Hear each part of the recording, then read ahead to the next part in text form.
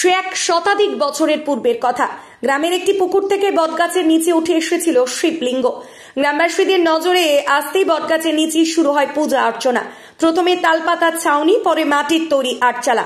এখন মন্দির প্রতিষ্ঠার মধ্য দিয়ে গ্রামবাসীদের কাছে শিব পুজো একটা বৃহৎ উৎসবের আকার ধারণ করেছে। এমনই নানান ইতিহাস জড়িয়ে রয়েছে পূর্ব বর্ধমানের ভাতারের মোহনপুর গ্রামের শিব পুজোয়।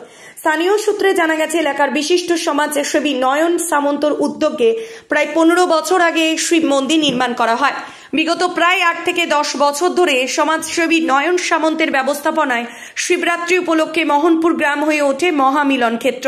প্রতি বছরের ন্যায় এবছরও রীতিনীতি মেনে মোহনপুর গ্রাম থেকে দীর্ঘ প্রায় 7 কিলোমিটার পথ পায়ে হেঁটে খড়ি নদী থেকে জল বয়ে আনেন প্রায় 5000 পুণ্যার্থী। মনস্কামনা পূরণের আশায় পুণ্যার্থীরা বাবার মাথায় জল ঢালেন। সকলের জন্য প্রসাদ ভোগ বিতরণ এবং মহোৎসবের আয়োজন করা হয়। ধর্ম বর্ণ নির্বিশেষে প্রায় 13,000 মানুষের জন্য অন্নভোগের ব্যবস্থা করা হয়। সকাল থেকে শুরু হয় পুজো পাঠ, হরিনাম সংকীর্তন এবং মৃত্যুঞ্জয় যজ্ঞের আয়োজন করা হয়।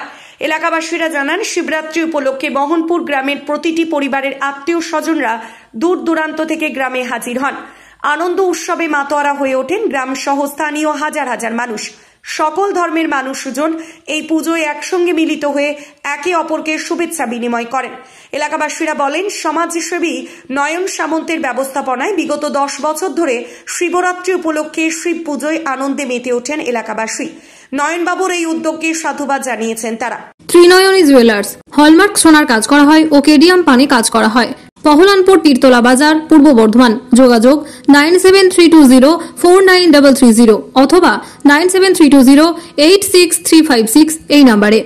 এই পুজোর মাধ্যমে আমাদের একটা সম্প্রীতির বার্তা আমরা ছড়িয়ে দিই। এখানে হিন্দু, মুসলিম, আমাদের আদিবাসী ভাই বোন সব জাতি মিলে আমরা এই অনুষ্ঠানটা পালন করি এবং মহাসমারোহে শিবরাত্রি আমরা পালন করি। কোথা থেকে জল আনা হয়? আমাদের খড়ি নদী আছে, এখান থেকে 5 কিলোমিটার। খড়ি নদীতে গিয়ে 4 থেকে 5,000 জন আমরা গিয়ে মহাভক্তরা জল এনে এখানে জল ঢালু। হিন্দু, মুসলিম, আদিবাসী সকল সম্প্রদায়, আমাদের গ্রামে সকল সম্প্রদায়ের মানুষ অংশগ্রহণ করে এবং বাইরের এলাকা থেকেও আসে। আমাদের কামারপাড়া, এদিকে মহড়া, নীলডাঙ্গা, খুরুল, মায়নগর, নতুন গ্রাম, এগুলো সব আসে আমাদের।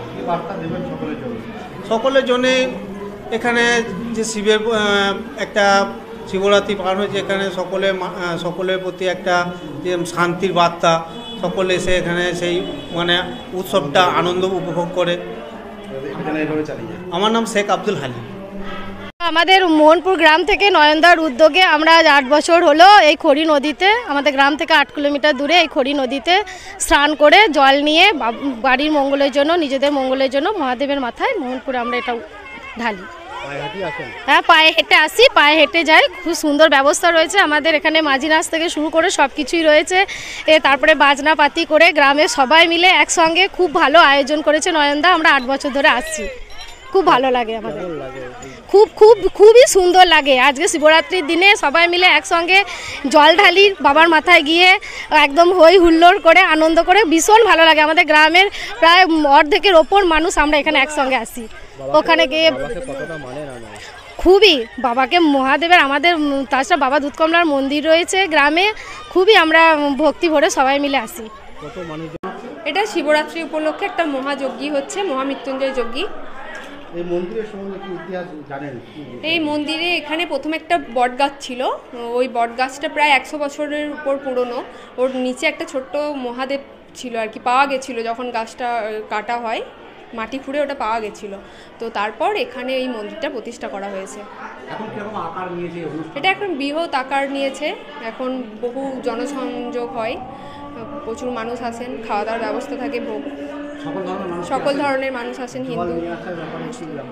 হ্যাঁ, আমাদের এখানে ওই মাহিনাগর ওখানে খড়ি নদী আছে, খড়ি নদী থেকে প্রত্যেকটা ভক্ত পায়ে হেঁটে গিয়ে জল নিয়ে আসেন এবং শিবের মাথায় ঢালেন, স্নান করান।